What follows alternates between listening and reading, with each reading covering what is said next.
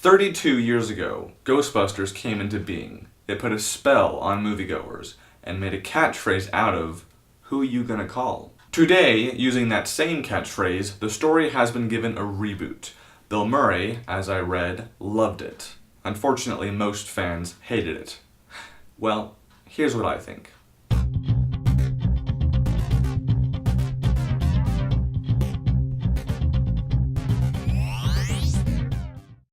Ghostbusters. In my opinion, this $140 million reboot was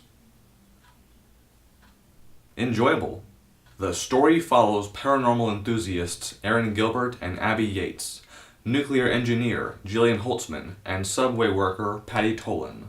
When ghosts begin to make a presence in Manhattan, the four team up to pinpoint and capture the threat. Their actions may aggravate the mayor, but one thing is absolute. They're not afraid of any ghosts. Right, so to begin with, ComicCon just happened. You likely know about this, you've been following it, like the good nerd that you are. And Joss Whedon, among many personalities, was there and he made this, really great speech. And I read part of his speech, and what he said actually made me think of this movie. What he said, he mentioned how when he was younger, he would go to the movies, but he never knew what was playing. It was a discovery of story. And one thing he's observed and been a part of in our movie culture now is that studios show all their cards. It's a lot like whenever you see a new trailer for a film.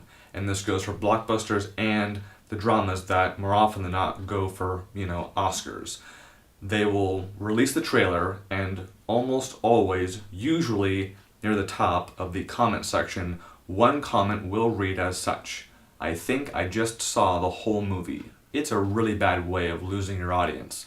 Because, of course, if the movie is really high up there on the fan pedestal, then people want to see footage. The issue I have is after the teaser is shown, it then becomes a downhill roller coaster ride of get half the movie out there in pieces so that people will think the movie, the whole package, is worthwhile. The reality is the more free footage you release, the less people want to pay for more footage, especially when you're showing off your best moments. And that's a big part of why I was able to enjoy this movie. The trailers did show good stuff, but the movie offers even more. And as much as fans are getting off hating on this movie, I've chosen to accept it because really all hating it does is, to be blunt, makes you a chore to be around. It's kind of like, being out with a guy friend at a bar looking for a couple of dates and you find 2 dates and then your douchebag friend pawns off the other girl to you.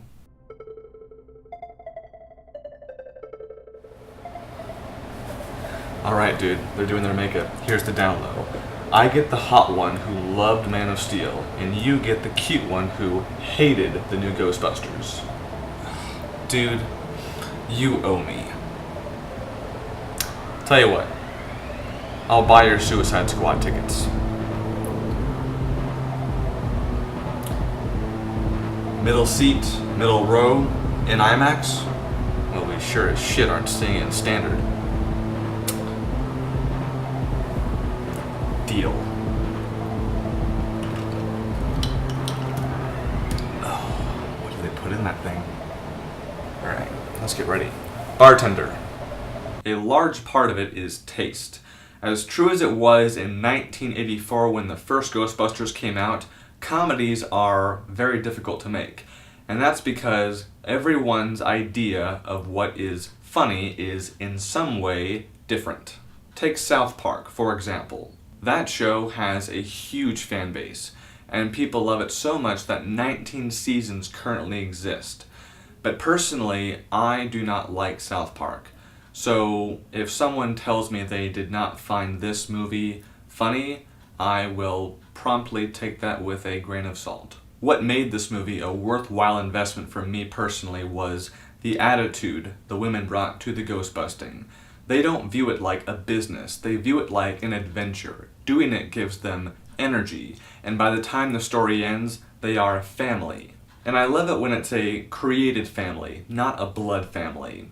It makes it more meaningful, because regardless of what you do, being accepted for what you do and what you believe is everything. This movie's family comprises Kristen Wiig, Melissa McCarthy, Kate McKinnon, and Leslie Jones. Until this movie, I only knew Wiig and McCarthy, but I think everyone did their job well. Now granted, not everyone will find everyone funny, but I think all four were very cool. They had a very cool presence, and what I appreciated was that nobody in the cast looked like they were doing this job for the paycheck. Props. To now answer your burning question of how much laughter I produced from watching this. One big laugh and a lot of chuckles. Yep.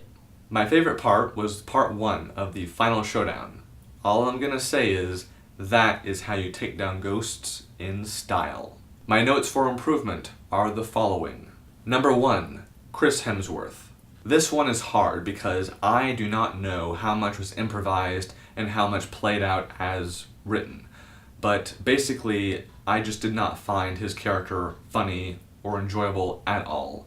I like Hemsworth, I really do. He's awesome as Thor, but he looks very badly out of place in this movie. Number 2, the villain. A lot of movies have this problem, and I'm not sure what it is, but for whatever reason, writing and casting a truly compelling antagonist is a hurdle this movie trips over badly. Number 3, the second half of the final showdown. It's missing 2 ingredients. They're critical. Tension and wow factor. Number 4, the cameos. I love the cast from the 1984 film, but to be honest, I think the cameos were more damaging than helpful. And I say that because when you want your film to be judged on its own merits, it makes it really hard for the audience to do that when you blatantly include the cast from before. So, with all that being said, I'm going very comfortably with 3 out of 5 stars. Ghostbusters is no Batman Begins, but it's also not Fantastic Four. Be thankful for that. Thank you very much for your time. I really appreciate it. I wish you an inspiring day.